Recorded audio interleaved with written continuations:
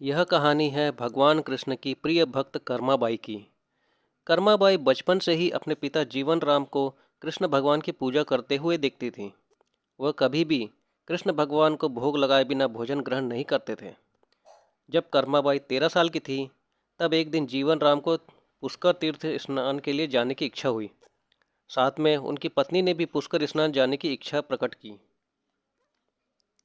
जीवन राम अपनी बेटी को भी ले जाना चाहते थे, लेकिन दुविधा यह थी कि अगर वह सब घर से बाहर चले गए तो भगवान कृष्ण को भोग कौन लगाएगा। तब जीवन राम ने इस नित्य कर्म की जिम्मेदारी कर्माबाई को सौंपी और कहा कि देखो बेटी, सुबह भगवान कृष्ण को भोग लगाने के पश्चात ही तुम भोजन ग्रहण करना। कर्मा ने भी अपने पिता की हाँ में हाँ भर दी। अगले दिन सुबह कर्माबाई ने उठकर सबसे पहले गुड़ और घी डाल के बाजरे का खिचड़ा बनाया और भगवान कृष्ण की मूर्ति के सामने रख दिया और बोली, भगवान, मैंने आपका भोग रख दिया है। आपको जब भूख लगे तब खा लेना।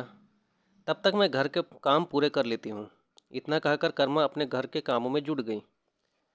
काम करते करते बीच बीच में आकर देखने पर जब कर्मा को ज्ञात हुआ कि भगवान ने अभी तक खिचड़ा नहीं खाया है, तब उसे संदेह हुआ कि शायद खिचड़ी में घी और गुड़ कम है, इसलिए भगवान कृष्ण भोजन नहीं ग्रहण कर रहे हैं। तभी कर्माबाई ने खिचड़ा में थोड़ा गुड़ और घी मिलाया और मूर्ति के सामने बैठ गई। वह बोली, भगवान, मेरे पिताजी जब खिलाते हैं तब तो आप खा लेते हो, तो अब क्यों नहीं खा रहे हो? और अभी तो पिताजी बाहर गए हैं, उन्हें आने में बहुत दिन लगेंगे। तब तक आपको भोग लगाने की जिम्मेदारी मुझे दी गई है, इसलिए जब तक आप भोजन नहीं खाएंगे मैं भी कुछ नहीं खाऊंगी। इस तरह जिद पर अड़ी नन्ही कर्मा की प्यारी बातों से कृष्ण भगवान का सिंहासन डोल गया और फिर मूर्ति में से आवाज आई, बेटी कर्मा, तुमने पर्दा तो किया ही नहीं, तो मैं भोजन कैसे ग्रहण करूं? तब कर्माबाई ने मूर्ति के आगे अपनी चुनरी का पर्दा किया और कुछ ही समय में कृष्ण मूर्ति के सामने रखी खिचड़ी की थाली खाली हो गई। अब कर्मा रोज सुबह सबसे पहले कृष्ण को बाजरे का खिचड़ खिलाती और बाद में खुद भोजन ग्रहण करती। कुछ दिनों बाद घर लौटने पर कर्मा के माँ बाप भी कृष्ण की लीला देखकर दंग रह गए। इस तरह कर्माबाई ईश्वर कृष्ण की निसीम भक्त बन गई। अपने जीवन के अंतिम दिनों में कर्माबाई भगवान जगन्नाथ की नगरी जगन्नाथपुरी में एक कुटिया में बस गई थी।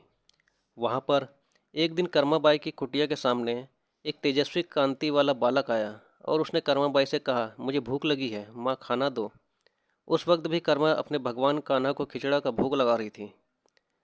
कर्मा ने उस बालक को भी खिचड़ा खिलाया। उसके बाद से वह बालक हर रोज कर्मा के हाथ का खिचड़ा खाने आता। यह सिलसिला कई वर्षों तक चलता रहा। वह बालक कोई और नहीं, स्वयं जगन्नाथ भगवान थे, क्योंकि जिस दिन कर्माबाई का देहांत हो गया उस दिन जगन्नाथ भगवान की मूर्ति की आंखों से आंसू बह रहे थे। और उसी रात मंदिर के पुजारी के स्वप्न में जगन्नाथ भगवान आए और अपने दुखी होने का कारण बताया कि उनकी परम प्रिय भक्त कर्माबाई गोलोक सिधार गई है। मैं रोज सुबह उनके हाथ की खिचड़ी खाता था, अब मुझे खिचड़ी कौन खिलाएगा? अगले दिन से मंदिर के पुजारियों ने निर्णय लिया, भगवान को रोज बाजरे की खिचड़ा को भोग लगेगा और उस भोग का नाम दिया गया कर्माबाई की खिचड़ी।